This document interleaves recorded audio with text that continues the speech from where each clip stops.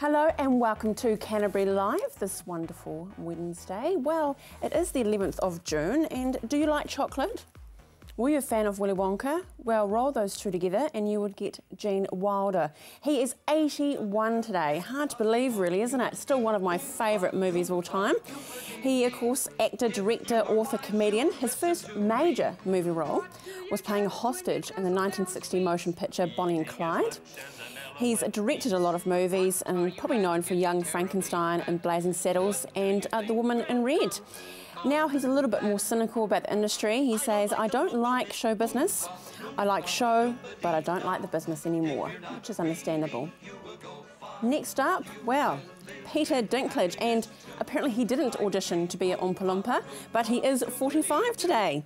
And he's well known for his role, of course, these days in Game of Thrones, which he earned him an Emmy and a Golden Globe Award for supporting actor in 2011. He's a vegetarian, married with one child.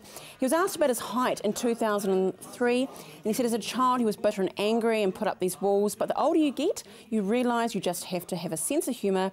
You just don't know you just know that it's not your problem, it's theirs. Great attitude.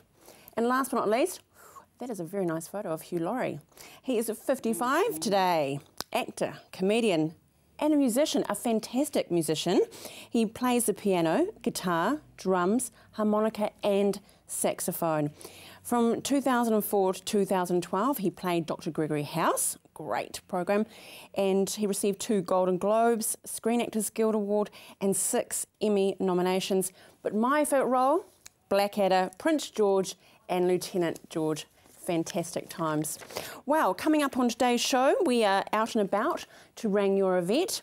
We talk to some fine men about Men's Health Week, and we have a sneak preview of Wild Spirits. But first up, are you a tenant? Have you been a tenant? Do you know someone that's going through it at the moment? Well, we have a very important association here in Canterbury. It's the Tenants Protection Association Christchurch, and I have Helen Gatoni with me now. Welcome, Helen, to Canterbury Live. Hello. Well, you're looking very chic. We're just talking about Bonnie and Clyde with Gene Wilder. You look very Bonnie yourself. Yeah. Thank you. Tenants. After the earthquake, properties, crikey, were at a premium, weren't they? So how's things evolved then from tenants from that time now for them? I think things have probably got a little worse for many tenants. Much the same as post-earthquake, immediately after the earthquake, shortage of properties. The difference now, I think, is the escalating rents and the unaffordability of anything that is available. And much of what is available is out of the reach of a lot of people. And sometimes it's not particularly good property, good condition, the property at all. So people are kind of stuck. Yeah. A silly question. Between a rock and a hard place. Yeah. Can a landlord charge whatever they like? Well, it seems like it at the moment. Unfortunately, they practically can. It's based on the what the market is at any given time, and as it is at the moment in Christchurch, as everyone knows, the market is skewed because of the insurance payouts and the ability for landlords to be, of course, to be able to have short-term tenancies, which effectively forces up the price in the general portfolio. Yeah. So a lot of tenants are faced with rising costs as a direct result of that. But in answer to the actual question, it's based purely on the on location and what the a particular property in a particular location can and does charge, or what it can fetch, not charge. The landlord can charge what other properties similar to the one that she is renting in that location. So one could contest it in the tribunal, but unfortunately not many tenants would do that. Okay. A complete generalisation, but do you think that landlords are taking advantage of people in desperate situations? I think some landlords are. I think some landlords are doing very well out of it. Generally, though, it's human nature to get the best deal possible whenever. A lot of landlords are very good, as they always have been. Lots of them certainly treat their tenants with respect and don't put the rent up. But unfortunately, there are some who do. So what should we look for, Helen, if we're entering into a new property as a tenant, or we may be renewing a lease? What should we actually look out for before we make any commitment? A couple of rules of thumb, really. The first thing is that most tenants are particularly interested in location. So that's important to be sure about where it is that you're trying to find your property. When looking for a property, there's two things. Before signing a tenancy agreement, it's actually a legal contract. Ensure that you've done a proper property inspection, and as part of that property inspection, go as far as to record it. If you have got a camera or a telephone, record it in that way, so it does show very clearly what the state of the property is at the time that you enter. That's really important. Many tenants enter into properties and don't do that. At the end of the tenancy, they may find that they're up for some damage that was actually there at the beginning of the tenancy. Never sign a tenancy agreement, ever, without knowing what it is that you're signing. There's two types of tenancies. There's a periodic and a fixed term. Make sure that you know what those things are, what that means. Yeah, they are very important things for tenants to be looking at. Do a bit of a check on the, if you can, about the prospective landlord. It's harder to find out about them than it is about the tenants, unfortunately. Yes, I think those things are really important. And we heard about people queuing to have a look at open homes for rental properties, and it becomes like a job interview to actually get into home. Is it still like that? Yes, it is. It's got worse, actually. People are turning up and there'll be 50 people there lined up, and they kind of wander off because they just know that they don't have a chance in hell of actually getting through the door. So what should we do if we turn up to that and we're really desperate, we've got a family and we need a home? Should we say what when we actually say is well, the right there's thing? usually a pre-application, isn't there? So I would imagine that there's been some filtering out of people that they would prefer not to take up the tenancy in the first place. What do you say? How do you go about it? You can only go with who you are and what you are and what it is that you need. Failing that, there is nothing else you can do. I mean, you can dress yourself up as much as you like, you can, and that's always good. It's good to present as well as you can, yourself and your families. However, nobody should be judged on their appearance in the first instance. Exactly. It is, everyone is of value. Everyone should be able to access on an equal playing field. However, that's not the reality. No. Helen, thank you so much. We can actually talk about all day really about it, and thank you for being such a wonderful advocate and helping families out there. Okay. Wonderful. Stay with us after the break. We're out on location at Rangiora Vet.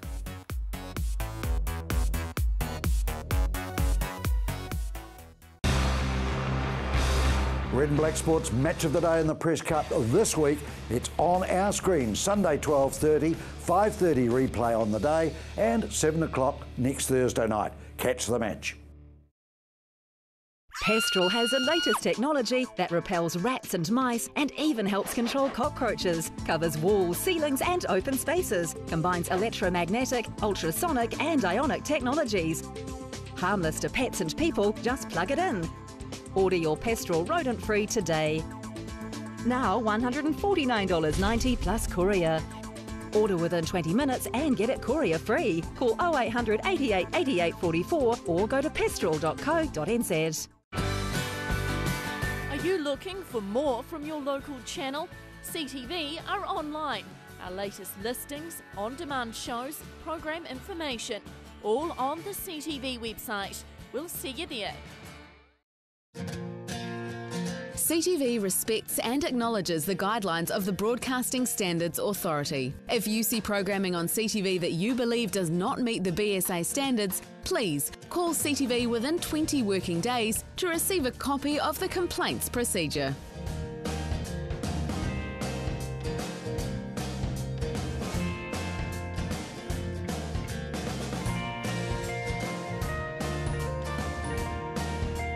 Have you seen something you like? You can purchase a copy of CTV's own shows so you can watch them again and again. So give us a call on 3777 033 and order a copy today. Welcome to Caltex Redwood. We're a family-owned business proudly supporting our local community. We're open 24/7 for fuel and shop goods, and we have an amazing team of people ready to help you. Save at least 6 cents per litre using AA Smart Fuel cards. We also offer great value on our LPG bottle fills. We have a full workshop and Bridgestone Tyre Centre. Our mechanics and tyre technicians will get your car sorted. Caltex Redwood. We're just down from St Bede's on Main North Road. Caltex Redwood. What drives you? High Heels in the High Country is a program on CTV, 8 o'clock on a Tuesday night. It focuses totally on the rural women, the people who are doing everything from running farms to running businesses. High Heels in the High Country, 8 o'clock Tuesdays.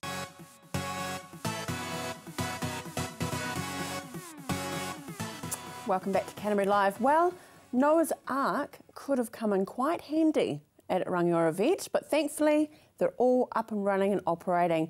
And we now meet Danny the poodle.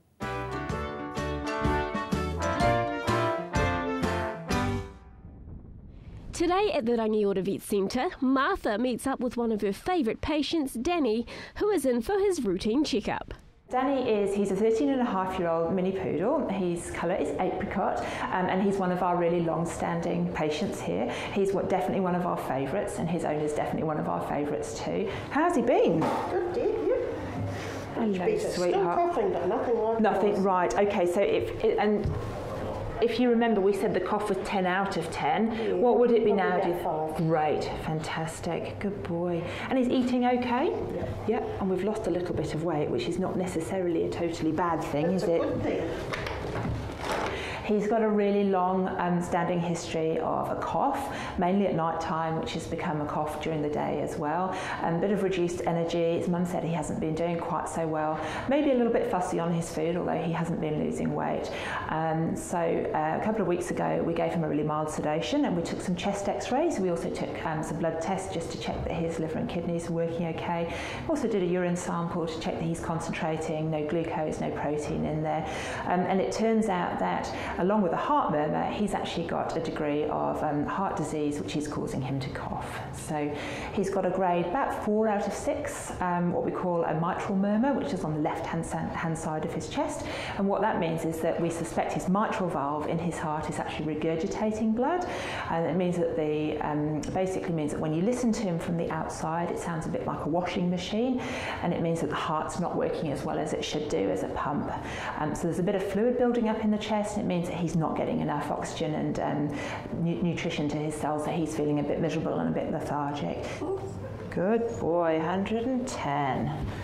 Is that good? Yes, that's a lovely rate, yeah. So I'm just going to have a wee listen to your lungs, sweetheart. Good boy, Mum's just there. Good boy. Hey. Great. So we feel of his pulse quality as well. So rate of 110 is absolutely perfect. That's what a wee dog probably should be. And obviously if the heart is struggling, it tends to be a bit faster than that. The faster it gets, the less well it's pushing the blood around the body, basically. So at the moment, he's actually perfusing himself really well. He's a lovely pink colour. We've got a really short refill time, and the heart rate is lovely and low for him. So although we've got that heart murmur, we're managing to control the signs that are hopefully the ones that are making him cough. So it looks as though the medication's actually working really well. Just having a wee feel of his pulses at the back end here and check that they're nice and regular and strong. Good boy. You don't think it's a bit funny, don't you? You haven't had any vomiting from him at all? Good. We're going to need to keep an eye basically on his kidneys and liver, particularly as he's now on medication. So we'll probably see him in about 4 weeks' time and just check that the cough is still improving and that his energy level is still good. And his owner Lynn will always be in touch with us if she's worried about anything at all. And then after that, probably what will happen is we'll put him onto 3 monthly checks, which is about right for a cardiac dog. As long as he's going well and the owner's happy with him, we check them every 3 months, and they can have repeat medications in between times if they need them. Danny doesn't want to stay with us today. Okay, fair enough. Hello. Fantastic. So if I can see you in 4 weeks' time, I'll give you a call with the result of that swab. You're so welcome. Okay. Have you got treats for him? Yes. Yes, good. Yes, okay, all right, good for the car. Fantastic. See you soon. Be sure to join us next week when Sophie performs a cat spay operation on 7-month-old Georgie and explains the importance of the procedure. Funny enough, our pets as children were apricot poodles, so Danny, you are just too lovely. Now, the man in your world, is he stubborn? Does he say, she'll be right, go to the doctor, whatever, I'll be okay? Stay with us after the break, we learn about Men's Health Week.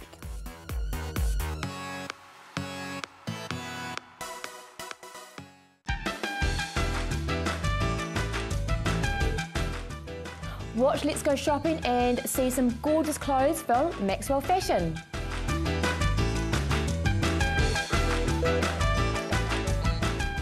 Get rid of that damaging and unsightly moss, mould and lichen from your path, drive or roof with Mossbuster.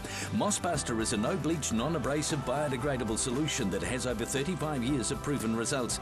Mossbuster costs less than half the price of other well-known products and can be yours for less than $1 a litre. You just spray it on and let Mother Nature do the rest. Check out our website to find the best solution to your moss, mould and grime problem. Order online or call us now on 0800 88 1000. My son's helped me greatly with my independence now that I've got more mobility. Mum, I've been looking into stand assist chairs from More Mobility. They recline back with a footrest, then when you want to get out of them, they stand you up. You can even sleep on them. More Mobility can bring one out for a free trial. There's even electric beds too. What do you think? For more range and more expert advice, see More Mobility, corner Clarence and Princess Streets off Blenheim Road. What a difference More Mobility makes. Make sure you catch a virtual tour of the roadworks and traffic changes affecting the CBD, each weekday at 7, 8 and 9 a.m. Catch it again during your lunch break at 12 and watch CTV News first at 5 for the latest update.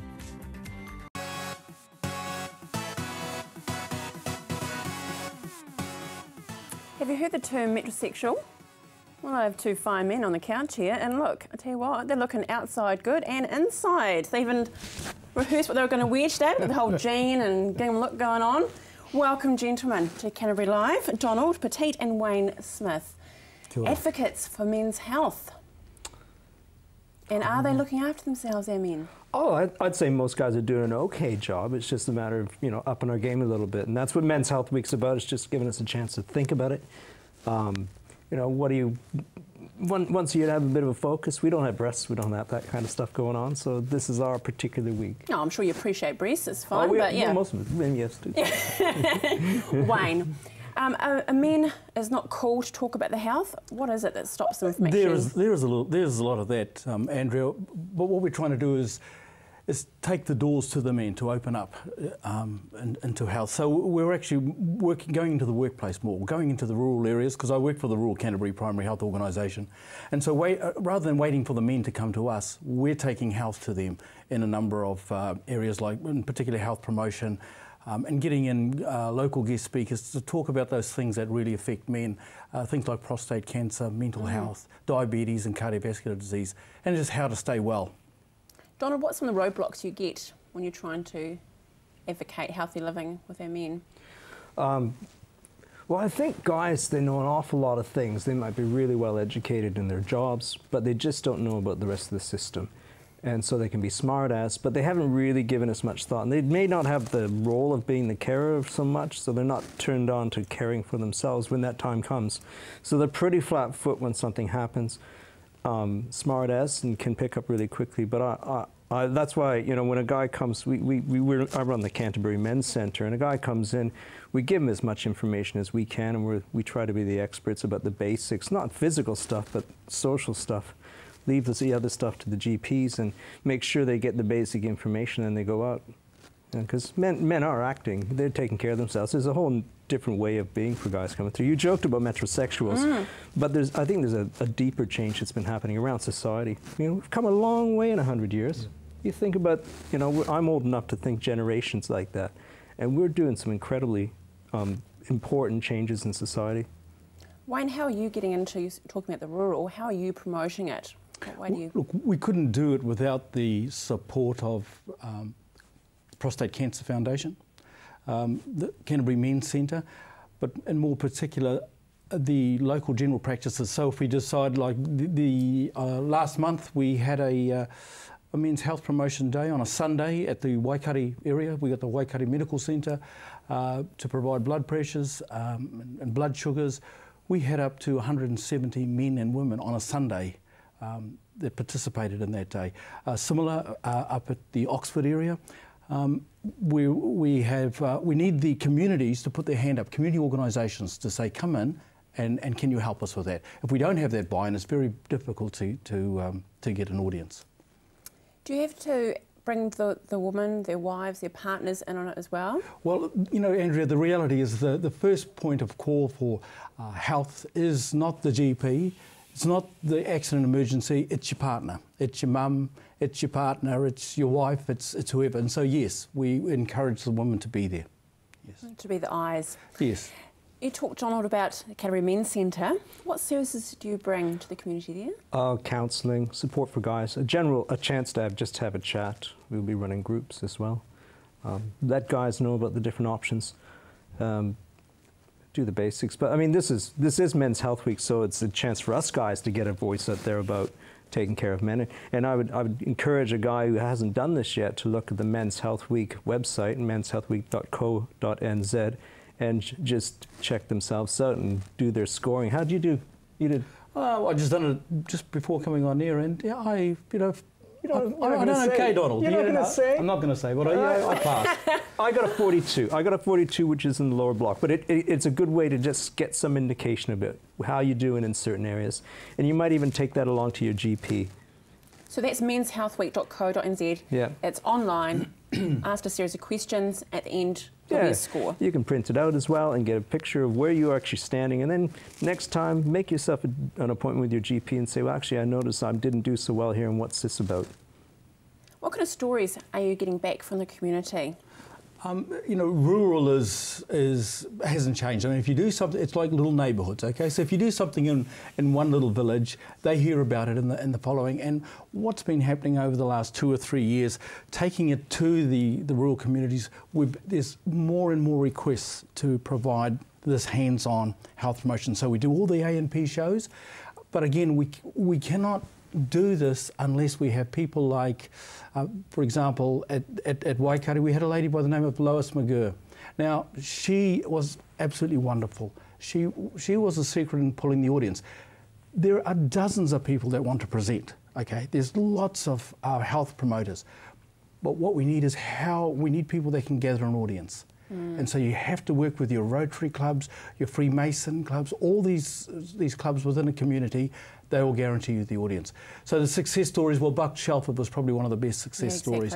But that, you know, we have a lot of very talented speakers here in Christchurch. You know, Ken Clearwater, Doc Sidey. So those gentlemen, they're great speakers. Wonderful. So, yeah. Thanks, Wayne.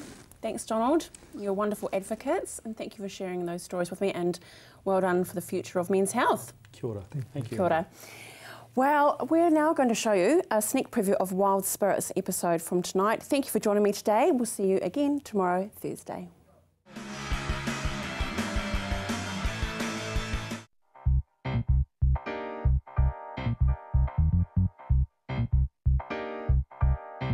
Welcome to California and Wild Spirits and the third and penultimate round of the Free Ride World Tour from Squaw Valley.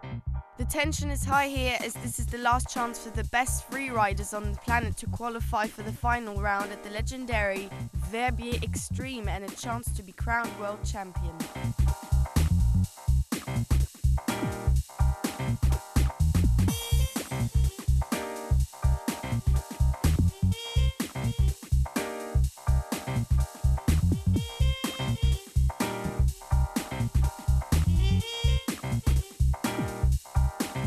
Tour is composed of 4 separate competitions. The opening event was in Chamonix-Mont-Blanc, where defending champion Aurélien Ducrot and challenger Xavier Delarue both crashed out. The surprise, though, was newcomer Candide Thovex, freestyle legend in his first tour, who took the win. The Russian stage had to be postponed and moved to the Chamonix area after bad weather. However, it did give the chance to defending champ Xavier Delarue to show his class, and he took the win in snowboard. In the skiing, the win went to Julien Lopez of France.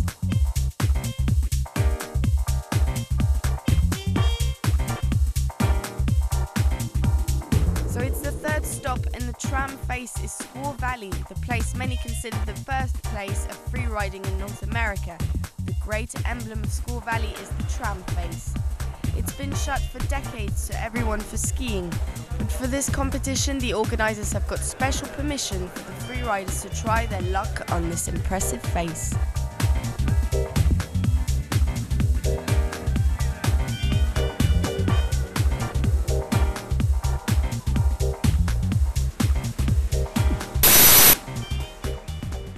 However, again on this season, the weather is not cooperating. Warm temperatures, rain and strong winds are making the conditions uncertain.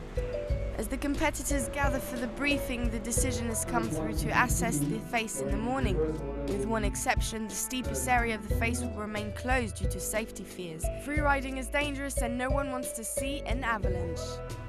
As the new day dawns, the riders are out scouting their lines, hoping the reports from the mountain guides come back with good news, but some of the riders are sceptical of the chances. We all want to ski tram face.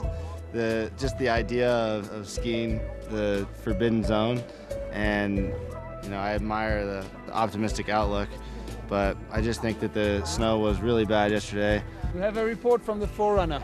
The first 300 meters were pretty good. Once you get to areas where mid-slope, where the snow is slid, it's sloughed off, it's very firm underneath. Conditions are not ideal, but the contest is on. Riders scout their lines one last time on their way up and from the top of the venue.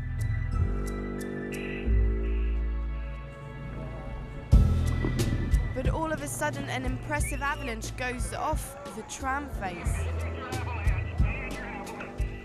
Big avalanche just went down the right-hand side of the mountain, which thankfully was closed to riders.